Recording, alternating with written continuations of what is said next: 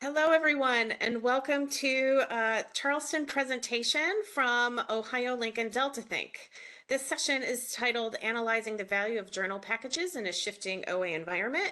And today we'll be talking about how OhioLINK's custom analysis of its consortial journal packages offers a framework for local resource and consortial resource decisions. My name is Amy Pulowski, and I'm the Executive Director of OhioLINK. And with me, I have Dan and Brian. Dan? Hi, hello everyone. My name's Dan Pollock. I'm Chief Digital Officer at DeltaThink. So very briefly, DeltaThink, we are a consultancy. We work with publishers, libraries, consortia to help them make sense of what's going on in the scholarly publishing landscape.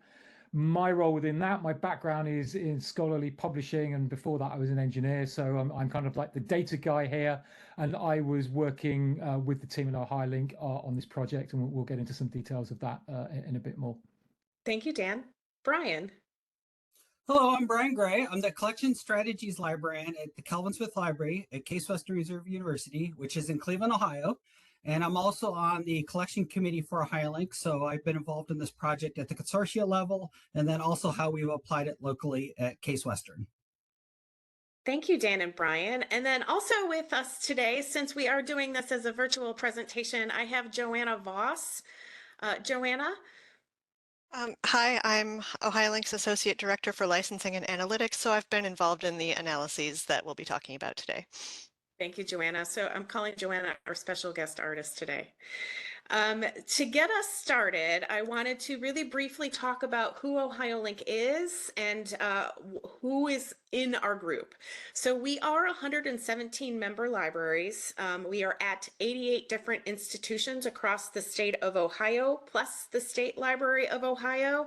So it's more or less all nonprofit academic libraries within Ohio. Just a couple notes on the makeup or types of members that we have.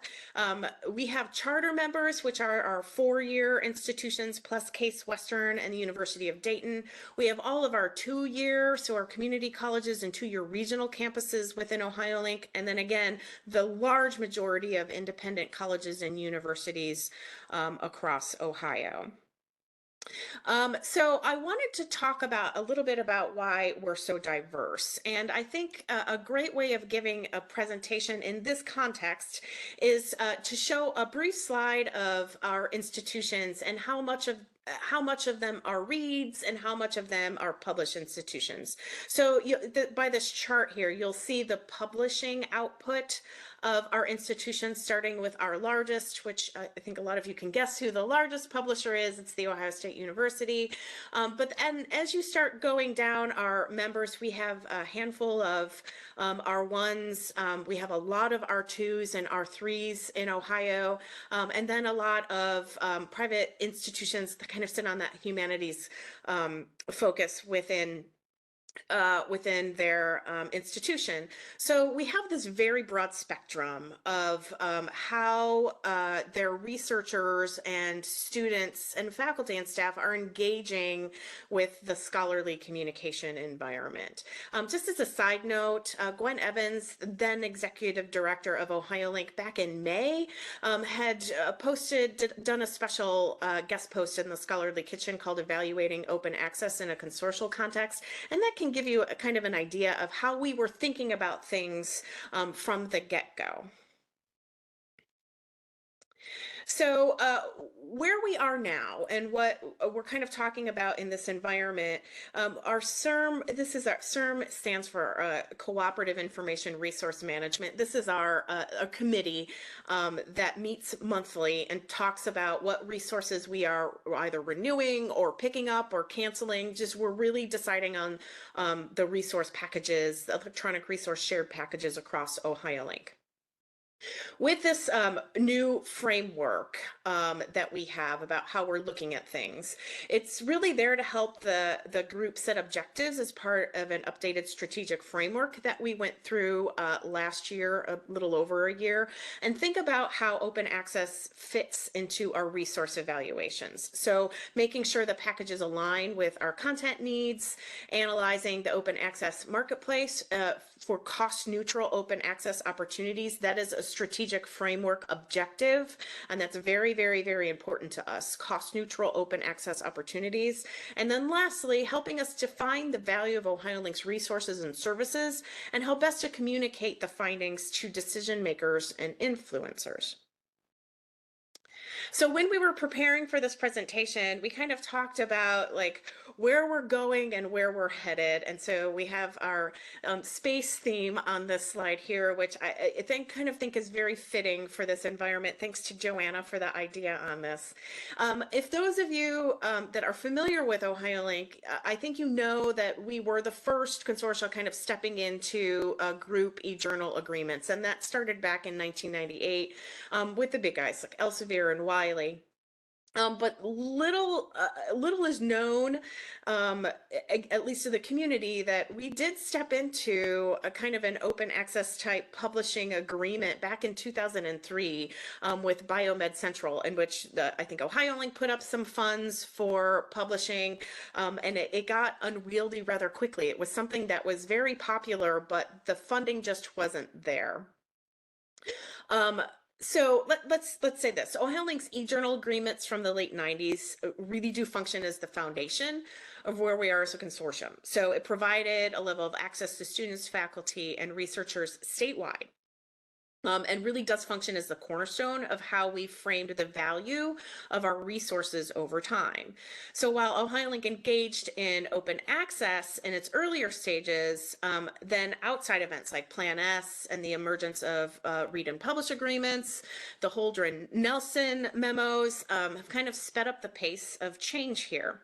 So while in the early stages we moved relatively slow, around 2019, we saw that the pace of change started to accelerate and began laying a framework for how we think about OA agreements and their value for a diverse consortium in the United States. So really just the value shifts in an open access transformative agreement environment, and how are we evaluating that value to make sure we're all moving forward together and that every member has value coming out of OhioLINK deals.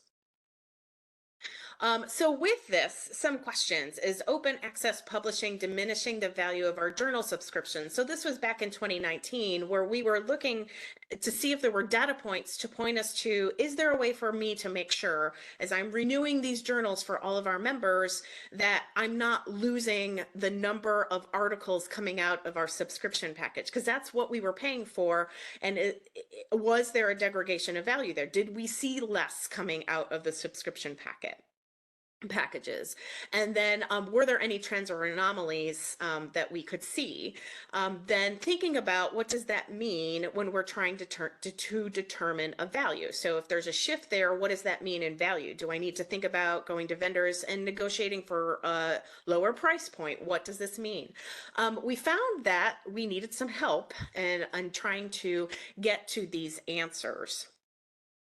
So in 2019, we engaged DeltaThink to help us with an analysis. So Dan, I'm going to pass it over to you to talk about our first analysis. Yes, absolutely. Thank you. So yes, I mean, we were so excited to get involved in this. And it's worth noting, 2019, it seems sort of in some ways only yesterday, but it was actually quite a long time ago now. So I'll talk through the method. But one of the headline takeaways is bear in mind the quality of data available today is actually quite a lot better than it was a few years ago. And that was one of the challenges I think the folks at OhioLINK had, and of course we had in helping them out. So essentially what we needed to do was figure out what was the article level measurements of access and connect that back to specific journals and then how they sat within OhioLINK's collections. That's sort of the background of the method. The trouble was, how did we do that? How could we find the right data set to help us do that? A lot of the big commercial data sets are very rich, but not necessarily comprehensive enough. They might not cover all of the journals. And then meanwhile, if we wanted a more comprehensive set of information, that's where, if you like, the quality got a bit patchy and there was less and less information about specific journals. So long story short, around that time, Unpaywall's data set was becoming available, and I think getting quite mature. Now, Unpaywall have done a very good job of spotting paper by paper whether an individual article is likely to be open access, and whether that's in a fully open journal, aka gold, or it's open access in hybrid, or it's behind a paywall. So that they had this huge data set, 110 million records, I think, working at the per article level. But the trouble was we then had to connect that up to the journal level so we could connect it into our OhioLINK's collection and journal subscription information. So we had to do a bit of data processing. And I mean, I'm a big fan of the Unpaywall data set, which is now called OpenAlex, reflecting a change in its ownership. Unpaywall supplies all the big indexes with information about access types. So I think it's a pretty credible data source, but it did need some tidying up to finesse what was a journal. You'd have some of that raw information, but we found it sometimes was contradictory. So for example, we might have found that for a given quote journal in the same year, you might have that journal classed both as a fully open journal and as a hybrid journal, and you were seeing papers appearing in sort of both categories. In actual fact, it can only be one or the other. So we had to do a whole bunch of data processing and data tidying. I don't want to get too much more detailed than that, but what we could do is connect a few different data sources together. So for example, we at DeltaThink maintain a list of publishers' price lists because we track article processing charges. That gives us a pretty definitive list of what's a journal and what's its model likely to be. Is it gold? Is it hybrid, etc. So by connecting other data sources to Unpaywall, the idea was we could crunch all this data together and then come up with some meaningful numbers through the lens of OhioLINK subscriptions or collections. So that would be, if you like, one side of things. And then we could compare that with trends in the overall market to see if we could get to this sense of how's the value shifting. So, you know, if there's a lot more open access being used, say, amongst OhioLINK's institutions, that of course might throw a slightly different light on pricing or negotiations compared with the market averages and so on. So lots of number crunching, data processing, millions of records, and then from there we could pull out some patterns and start to dive into finding some of these answers. So for example, and Amy, do you want to move across to the next slide? Yeah. I'm not proposing to give you death by PowerPoint here, but we thought it would be really useful if we shared just one of many slides many charts or visualizations that we prepared. So this one is trying to get a sense of how much open access is being used. On the left-hand side, you've got in the market overall. And then on the right-hand side, this is just for OhioLINK subscribed titles. So we can sort of compare the one with the other. And then the heights of the bars are related to how many articles, how many papers are published in each year. You'll see the years listed along the bottom. And what we wanted to do was run this for a 5-year period so we could get a sense of how the trends were going. Were things going up, down, sideways, whatever they might be? And then the colors of the bars represent the sort of access that the papers are using. So you can see the share of access types.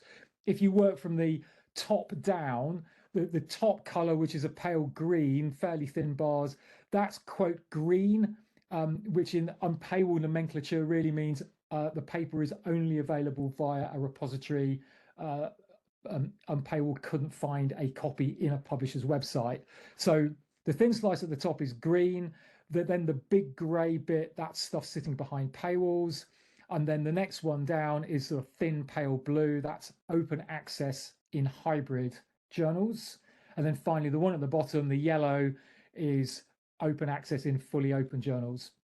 And what we can see on the left is that fully open chunk, the bottom chunk, is growing pretty quickly and is quite dominant. But for this particular project, we actually excluded the fully open journals when we were connecting this to OhioLINK's data, because we were really looking at stuff that might somehow be connected with a paywall, which of course you need in a hybrid journal or in a journal without any open options. So what we could then see is basically what's the open access uptake within a hybrid journal. Short answer is kind of between 3 and 6%, so low single digit percentage and growing slowly over time.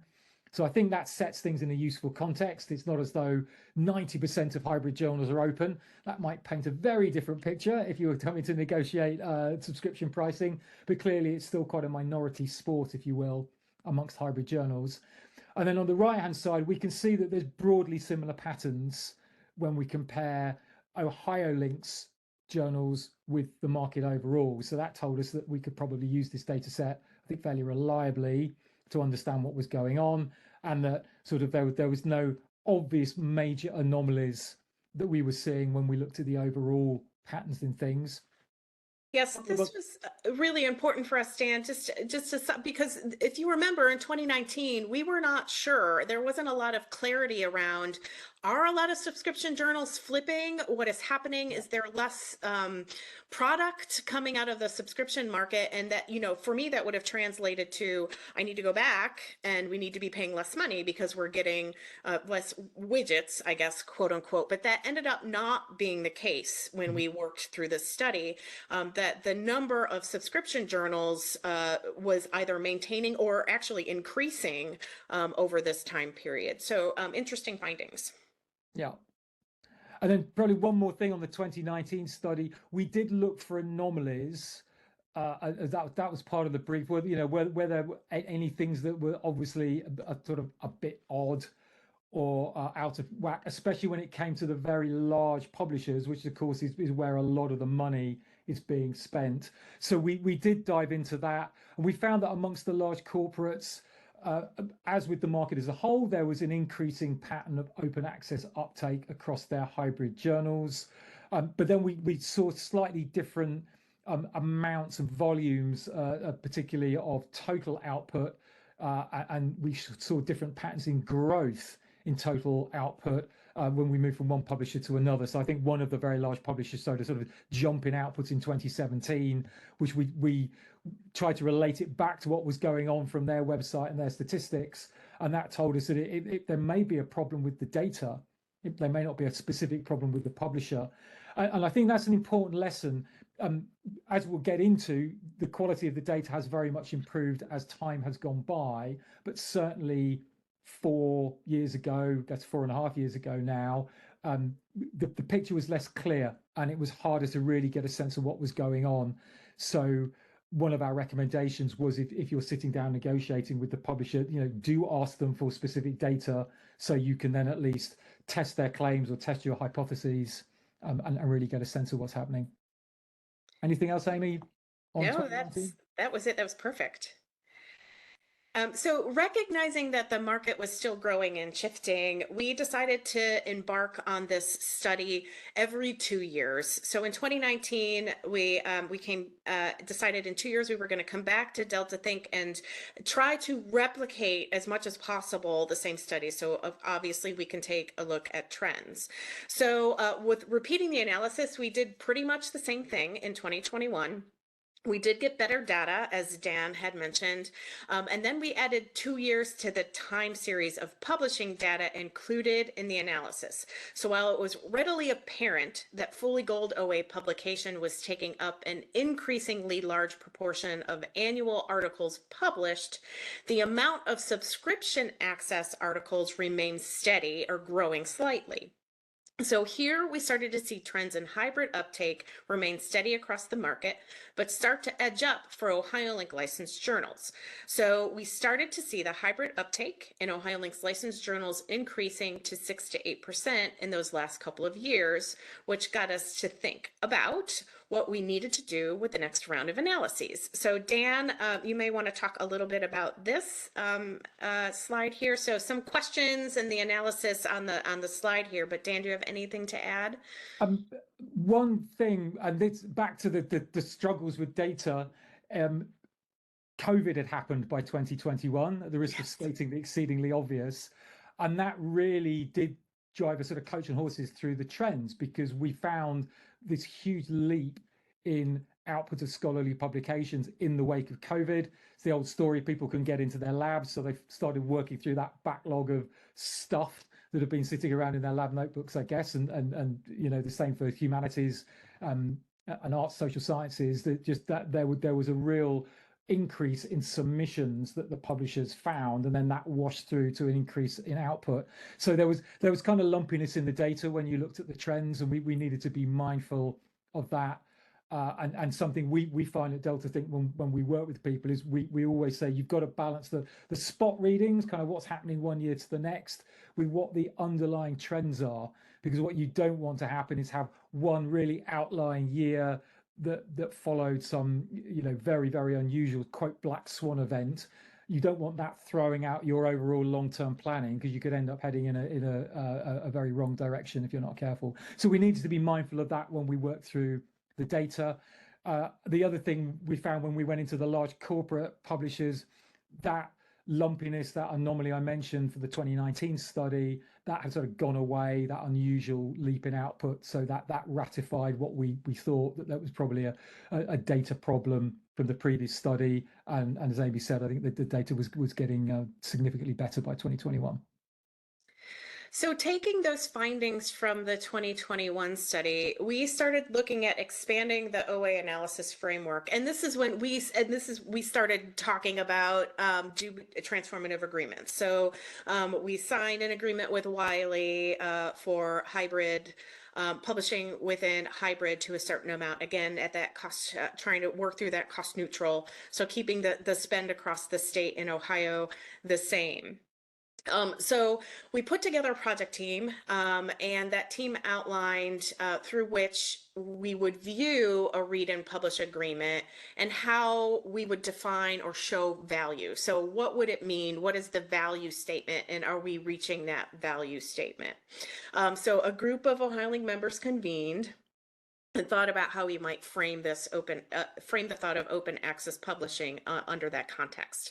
The key here was that to start with a framework for evaluation, even if it wasn't perfect. We knew that this wasn't going to exactly give us the answers we needed, but we knew we needed to ask these questions and have discussions about that. And it was really just to identify the necessary data points and be able to evaluate agreements with an OA component consistently across the portfolio over time. So instead of kind of, yeah, that works over here and this works over here, what framework can we construct to make sure we're looking at these agreements that have OA components consistently, and then kind of against each other?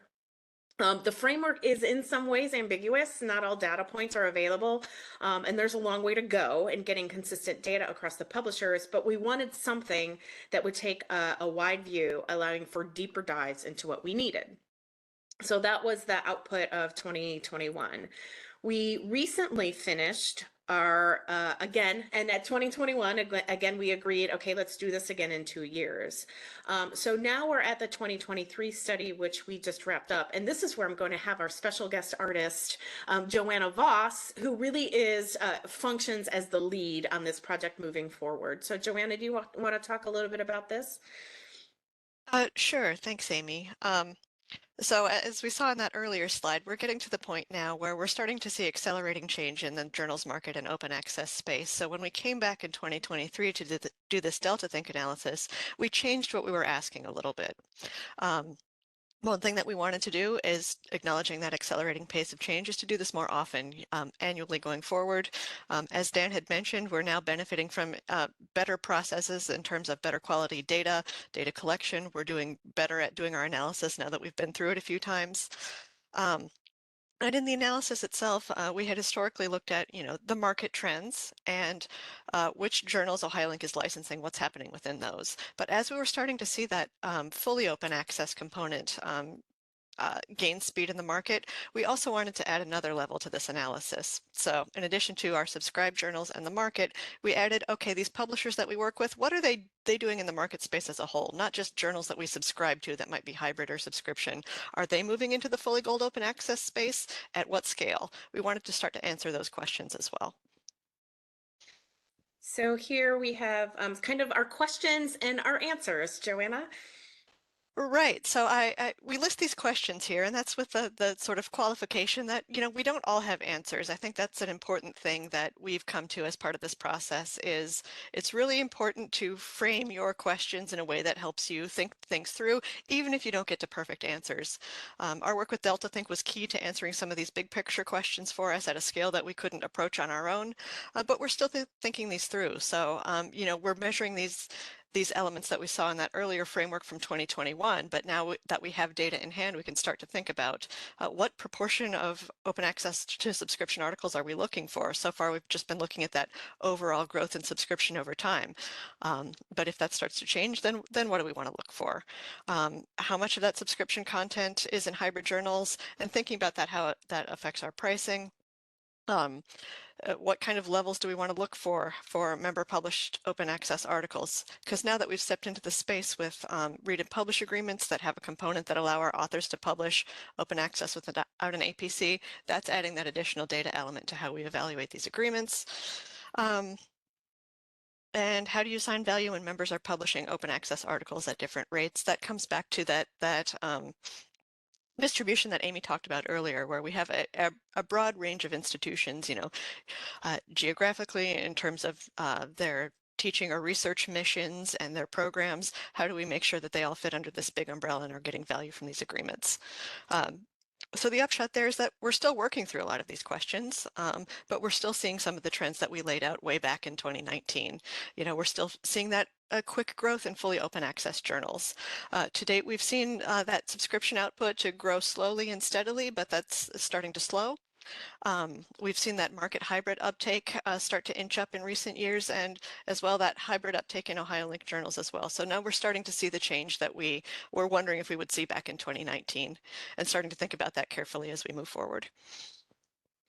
So we've recapped how we've worked with Delta Think in this study, and we have Brian Gray here to talk about, as a participant of this and as an OhioLINK library, what does this mean, and is this information useful at an individual institution view?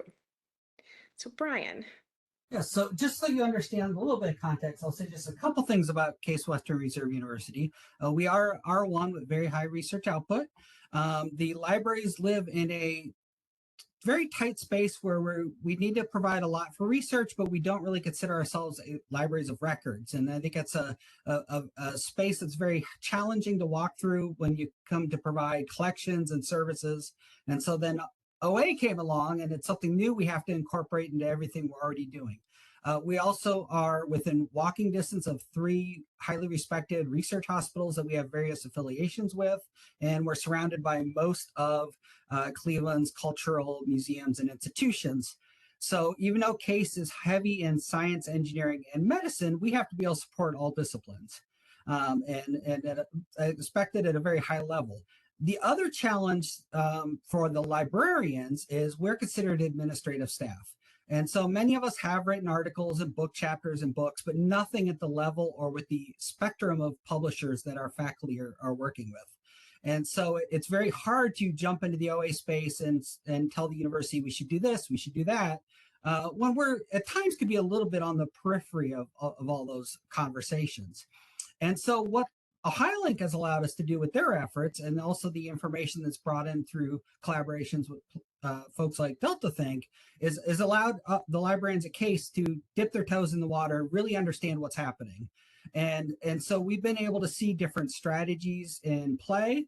We've been able to work with the publishers at a much deeper level, because as Amy said, there's 25-year history with some of these publishers that OhioLINK's already established.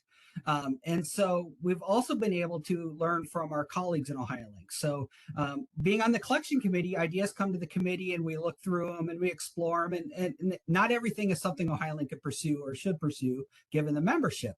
And so those explorations and challenges and things like that can then funnel down to each individual institution for things to respond to or maybe enact. The other thing I find interesting with us being a member of OhioLINK, you think it would be hard to turn a direction of an organization that's so large.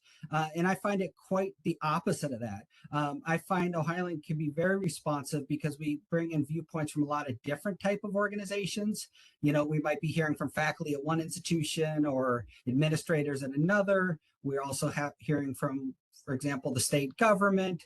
The staff at OhioLINK is keeping an eye on the landscape of other consortia and efforts throughout the world. So I find in some areas it's easier for OhioLINK to navigate these challenges and react quicker than maybe I can do locally at an institution like CASE, where it might take years to develop the budget line for whatever that effort is, where OhioLINK maybe could do a little tweaking, as a state effort.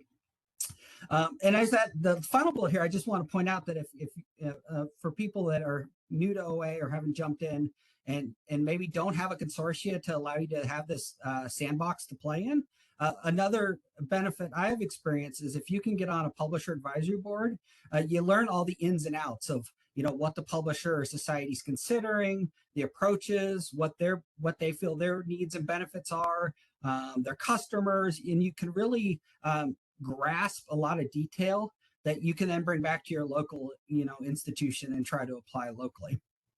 Amy, can you flip to the next slide? And finally, I just want to say we also gain a lot of benefit from not just the membership of OhioLINK, but I'm also on the collection committee because I can hear what other institutions, how they're approaching open access. I would say our faculty are not opposed to open access, but they're not advocates either. And so at times it's very challenging for the library to advocate for open access, and we could see the benefits when they have other goals in mind. They're fulfilling a research grant or building up their curriculum. They have a certain journal they want to publish in. They don't really care if it's open or closed. That's more peripheries for a lot of the things they do. And so the benefit being part of these efforts with OhioLINK is I can hear how the other organizations are approaching those conversations with faculty or administrators. We don't have an open access policy at Case Western. And so hearing how other institutions may have a policy or a procedure or best practice they're utilizing or something along those lines is also super beneficial because we can take some of those learnings and apply them locally. And we're also learning, since OhioLINK can't do everything, as OhioLINK explores something and decides not to do it, there might be very local benefits to Case Western pursuing that. So now we're able to take that data or that conversations with a certain publisher and continue them locally and try to develop, a program that's appropriate for our faculty and students at Case. And then, maybe years later, it does come back around to OhioLINK. But right now, as Amy showed in that very early slide, the state output for research is driven by a handful of institutions. So we need to focus on the core at the state level, and then institutions like CASE need to explore some other publishers and societies locally. And we're able to use these conversations and also data provided by Delta Think to try to drive some of those local decisions. Yeah, I think, Brian, that's a good point about OhioLINK. We do have a lot of journal packages, but we don't have all of them. So Brian's point that taking what we've learned with working with the publishers that OhioLINK is working with has given Brian and a few of our other institutions kind of headway in how to approach a transformative agreement with publishers that OhioLINK doesn't have contracts with, and has been beneficial that way. Right, Brian?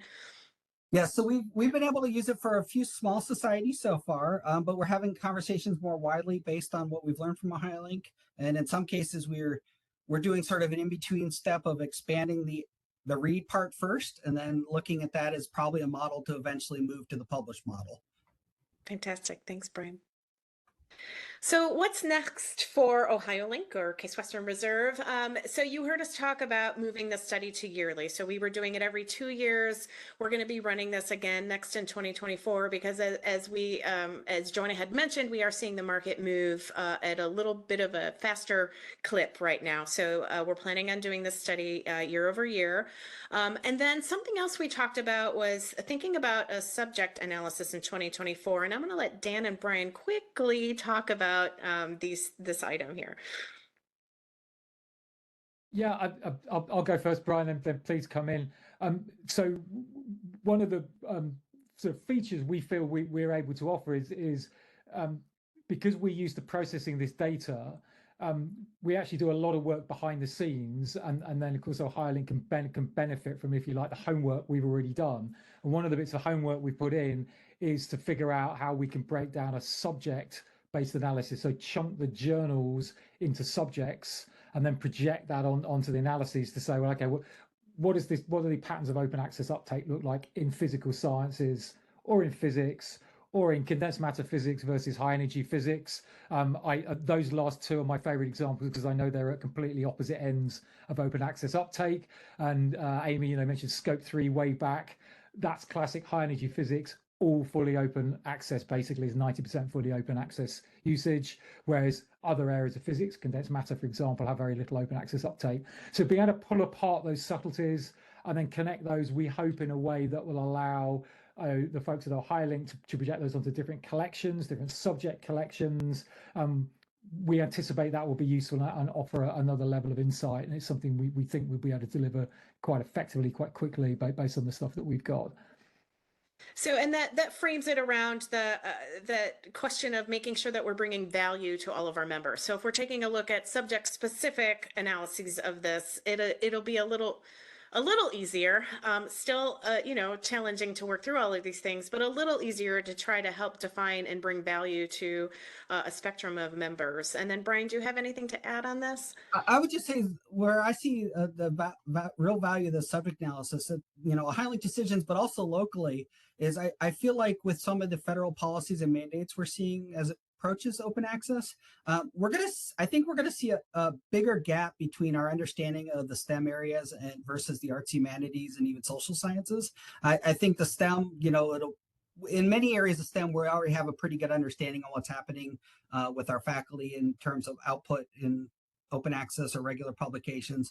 Not as clear in the humanities or social sciences, but I think we might see that gap even grow even more, where some of the subject analysis is going to let us focus on that, and at a local institution level, make sure we're covering everyone's needs when it comes to open access, and not just the people that have the large federal grants that are driving publications. Well, thanks, Brian and Dan, and special guest artist Joanna Voss.